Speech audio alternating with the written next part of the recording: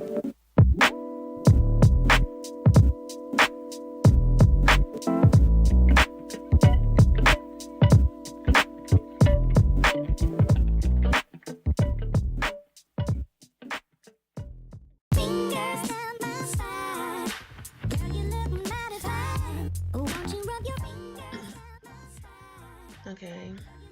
I'm starting off with primer as usual.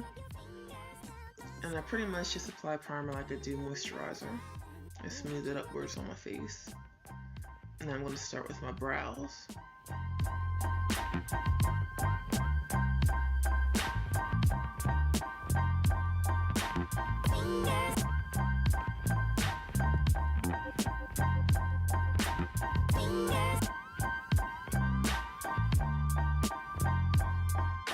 Yeah, try to do it up close so y'all can see it, but I wasn't able to see.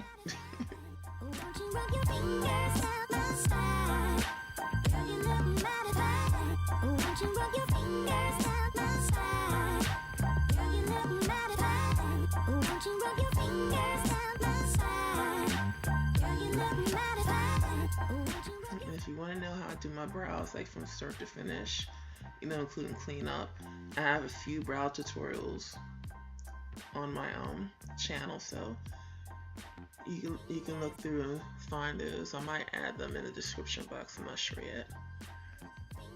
And now I'm using the Maybelline Fit Me foundation, and I think it's Soft Honey.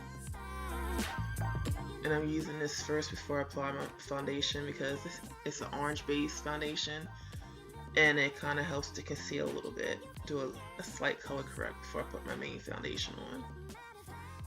And I use a flat foundation brush, and I try to start from the middle and go out. And I don't put a lot on. Like, I see a lot of people, they'll like just blob a whole bunch on their face. I can't do that. I have to put a little bit on and blend outwards. And even after I blend outwards with the flat brush, I still gotta go back in with either a buffing brush or a stippling brush and buff that out. And here I'm doing a little highlight. Not the glowy highlight, but just to accentuate and help camouflage a little more in certain areas. And again, I'm using a stippling brush to smooth and buff that out.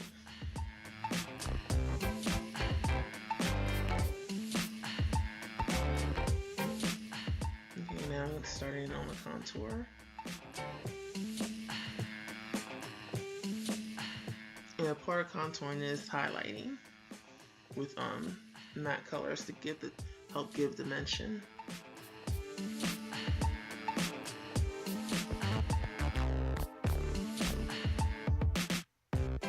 And this is where I'm setting it. I'm using an eyeshadow for this, not an actual setting powder.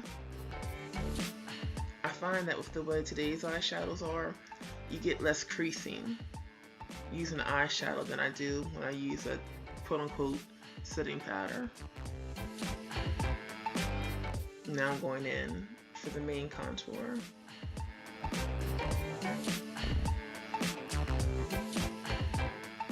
And again, I'm going to use the stippling brush, to kind of blend it out and buff it out so it doesn't be too dark.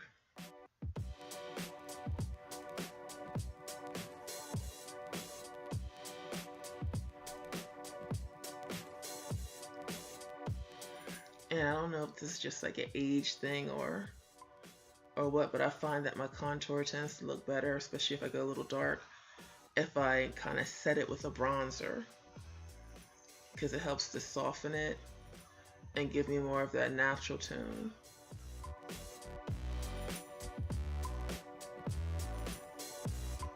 And I don't go drastic with the nose, because I'm not trying to create a whole new nose right there. I'm just trying to narrow it a little bit.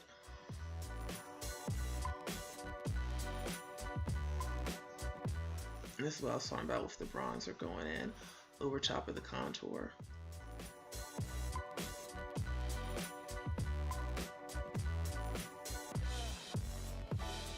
Okay, now I'm doing the eyeshadow application. And because I use purple as my base for the eyeshadow. My base that I'm using is going to be a very pale light pink shadow as my base to build up off of.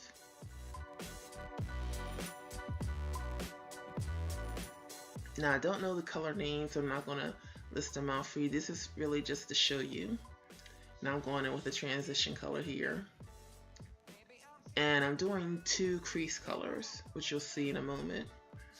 The first crease color, which is the main one, I'm applying right now. And you'll see that I'm going across, I'm kind of dotting and sweeping at the same time.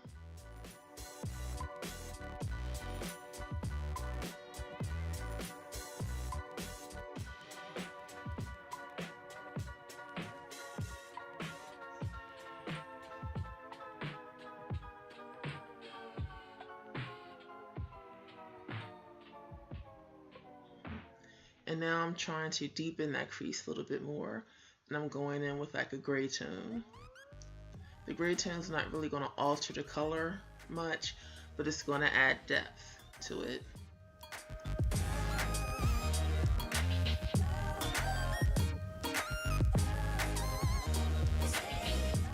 And if you haven't been watching the videos, just let you know that for me, because I have wide set eyes, I always go from dark to light, inner corner dark, and then it goes light towards the outer corner, which is the opposite of how you see most people doing it.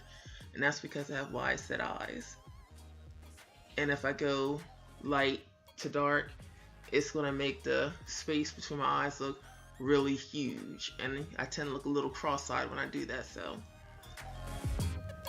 for me, it's the opposite. And if you kind of have that same issue, which I do see some people with that issue and they're doing it the way they see other people doing it, we can't always do things that we see other people doing, so it doesn't work for us. So play around. You don't always gotta follow the paint by numbers rules.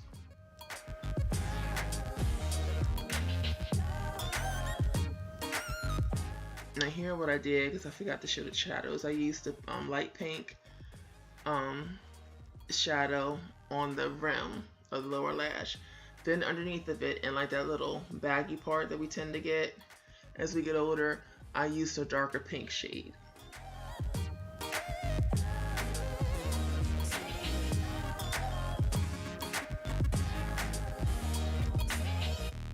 Okay, I'm just applying blush.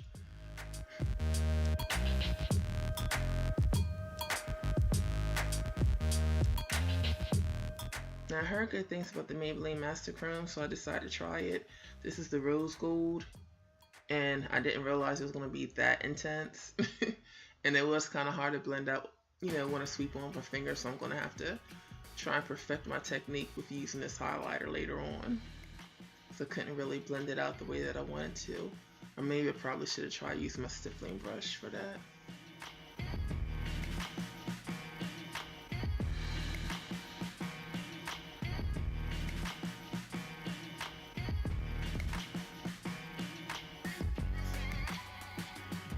As you see, a very little goes a long way, and it's like it has a high impact shine. So if you want to wear this at your office job, you know, use a very light hand with it. You know, if you want to wear it to go out, knock yourself out, be as bold and glowy as you want to be.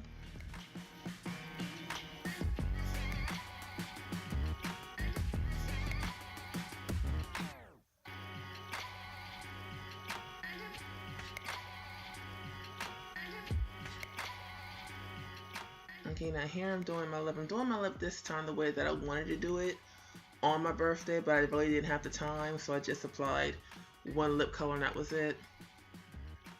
Now this is what I'm layering in. I started in on the inner corners with the Clean Color Madly Matte and Liberty, and then I'm going in with Urban Decay Vice Liquid Lipstick in Time, and over top of that I'm applying a blue shimmer shadow from a discontinued Sephora palette, but I think the equivalent shade is the shade Diving In that they sell in the single colorful eyeshadow, as you can usually get between, I think, $3 and $5 or something.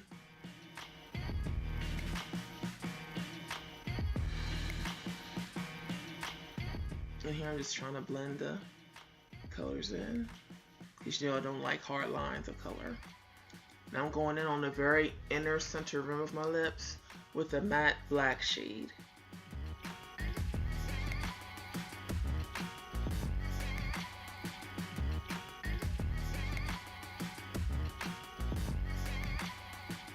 And again, I'm trying to blend that out so I don't have any harsh lines.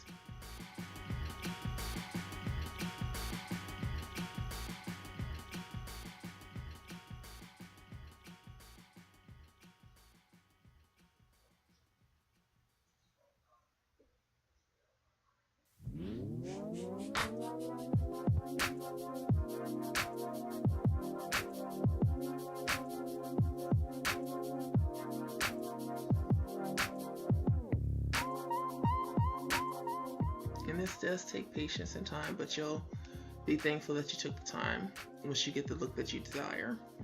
And here I'm using my e.l.f. HD finishing powder. And I love this powder. If you've been watching me, you notice that I use this a lot. It gives you like a very soft, like airbrushed finish. It's the best way that I can describe it. Like when the light hits you, it looks like you don't have any pores. It blurs your imperfections. I mean, it really is like a filter.